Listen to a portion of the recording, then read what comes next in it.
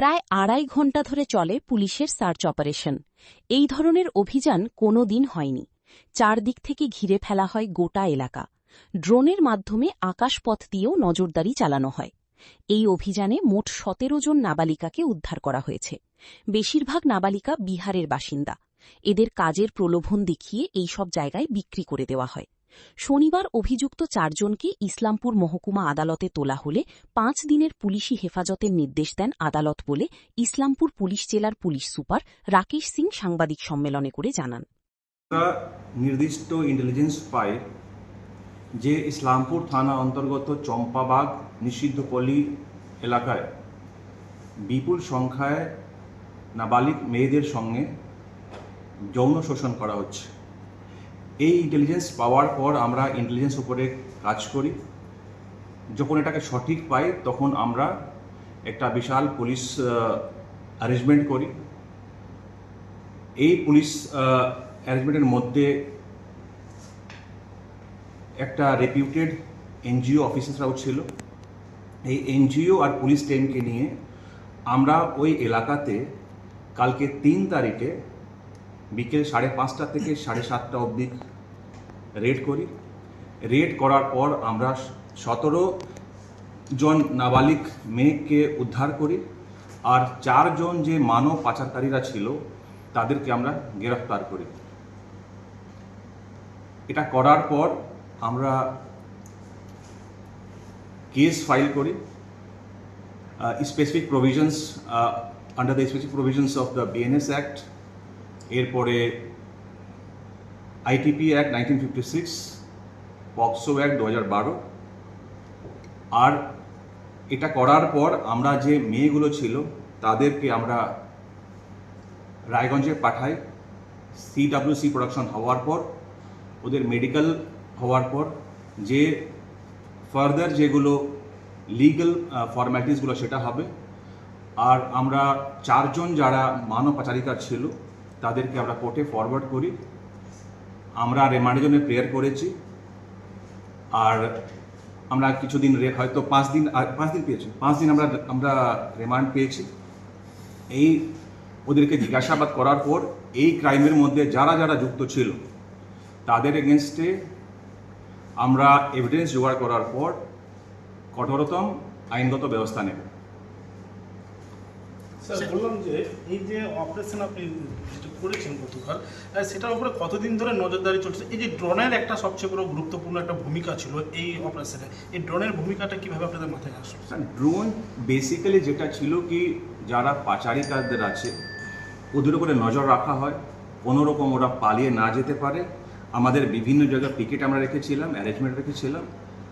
আর যদি কোনো law and order যদি হয় তাহলে আগাম আমরা কিন্তু খবর পেয়ে যেতাম, তাহলে আমরা প্রিভেন্টিভ অ্যাকশন নিতে পারতাম। এই জন্য আমরা এক্সটেন্সিভলি ড্রোনটা ইউজ করেছি। কারণ এটা দেখা গেছে কি ছাদের ওপরে অনেকজন কিন্তু পাথর রাখে, তো এই সব ল অ্যান্ড অর্ডারকে এড়ানোর জন্য আমরা কিন্তু এক্সটেন্সিভ ড্রোন ইউজ করেছি। বলছি স্যার, এই নিষিদ্ধপল্লী ইসলামপুর রেড লাইট এরিয়া এর আগেও দেখা গেছে যে বিভিন্ন এনজিও তারা অভিযোগ করেছে পুলিশের কাছে, সাংবাদিকরা আপনাদের কাছে অভিযোগ করেছে যে হিউম্যান ট্রাফিকিংটাকে এখানে রীতিমতো মানে শিল্প হিসাবে দেখা হয়। দেখুন, যখন আমরা ইনফরমেশন পেয়েছি, ওই ইনফরমেশন পাওয়ার পর আমরা কিন্তু আইনগত ব্যবস্থা অ্যাজ পার ল আমরা নিয়েছি। এবারেও যেটা ছিল আমাদের কাছে যে ইন্টেলিজেন্স ছিল এটা বড় আকারে ছিল, তারও উপরে আমরা যেটা আমি আপনাকে বললাম ওটা অ্যাক্ট করে আমাদের 17 যে নাবালিক যে কন্যা আছে ওদেরকে কিন্তু আমরা উদ্ধার করতে পেরেছি। আর আপনারা সবাই জানেন বেসিক্যালি যে এই সরকারের মানে যে টপমোস্ট মানে যত প্রায়োরিটি হচ্ছে ওদের মধ্যে অন্যতম যে প্রায়োরিটি হচ্ছে এটা ক্রাইম এগেনস্ট ওমেনটাকে বন্ধ করা। ওই পদক্ষেপ মানে ওই পদক্ষেপকে নিয়ে আমরা এইটা অভিযানটা চালানোর পরে এই রেজাল্টটা আমরা পেয়েছি।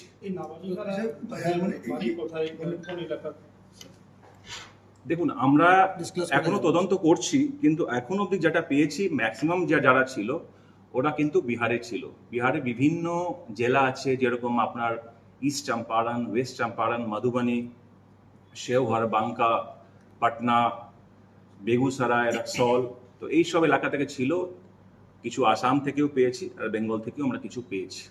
কতজনকে উদ্ধার করা হয়েছে এখনো পর্যন্ত এর মাধ্যমে? এখন অব্দি আমরা 17 জনকে উদ্ধার করতে পেরেছি। স্যার একটা বিষয় বলছিলাম যে এই যে 4 জনকে অ্যারেস্ট করা হয়েছে এবং আজকে কোর্টে পাঠানো হয়েছে, এখানে কি স্যার কোনো মানে লোকাল প্রভাবশালীর মানে মাস্টার মাইন্ড যুক্ত রয়েছে, এরকম কিছু পাওয়া গেছে? বললাম কি এদেরকে এখনো আমরা রিমান্ড পেয়েছি, রিমান্ড পাওয়ার পর আমরা ওদেরকে কোশ্চেনিং করব, ইন্টারোগেট করব, করার পর যারা যারা এর মধ্যে যুক্ত আছে, যে স্টেট হোক না কেন বা আর কোনো এলাকার হোক না কেন, ওদের এগেনস্টে কিন্তু এভিডেন্স কালেক্ট করার পর আমরা কিন্তু কঠোরতম আইনগত ব্যবস্থা নেব। আপনি বলছিলেন যে এনজিও কে সহযোগিতা নিয়ে আপনারা কাজ করেছেন, দোজ হিউম্যান ট্রাফিকড এবং তাদেরকে রিকভার করার পর তাদের রিহ্যাবিলিট করাটা একটা বড় চ্যালেঞ্জ। কিভাবে ভাবছেন জেলা সুপার হিসাবে কিভাবে তাদেরকে রিহ্যাবিলিট করবেন? দেখুন, এইটা যেটা আছে, আমরা তো এখন সিডব্লিউসি যেটা আইনগত প্রক্রিয়া আছে ওর মধ্যেই ওখানে প্রোডাকশনটা হয়েছে। প্রোডাকশন করার পর মেডিকেল হবে, মেডিকেল বোর্ড হবে, মেডিকেল হবে ওদের, এরপর ওদের কাউন্সেলিং হবে, কাউন্সেলিং করার পর যে পদ্ধতিগুলো যেটা আছে সেগুলো ফলো করে ওটা রিহ্যাব করা হবে। স্যার আরেকটা বিষয় জানতে চাইছিলাম, এই যে 17টি বাচ্চাকে যে আনলো, কেমন কায়দায় কি কৌশলে, মানে প্রাথমিকভাবে যেটা কিছু পেয়েছেন? বেসিক্যালি যেটা আমরা পেয়েছি, নানা রকম আর্থিক সামাজিক কারণ ছিল আর কি। ওটা আর্থিক সমস্যা ছিল, তো কাজে প্রলোভন দিয়ে, বা কোনো সামাজিক ইস্যু ছিল যাকে নিয়ে হয়তো মেয়েগুলো বাড়ি থেকে চলে যায়, তখন এই ট্রাফিকার্সরা বিভিন্ন জায়গায় থাকে, এটাকে এরা স্পট করে এদেরকে প্রলোভন দিয়ে নিয়ে কাজের, এটা তোমাদেরকে একটা ভালো কাজ দেবো করে নিয়ে এসে এদেরকে সেল করা হয়। তো এই পুরো ট্রাফিকিং নেটওয়ার্কের মধ্যে যারা যারা আছে, আমরা কিন্তু after taking time into police remand questioning করার পর এদেরকে যারা যারা যুক্ত আছে ওদের এগেনস্টে যেটা লিগ্যাল অ্যাকশন নেওয়ার সেটা আমরা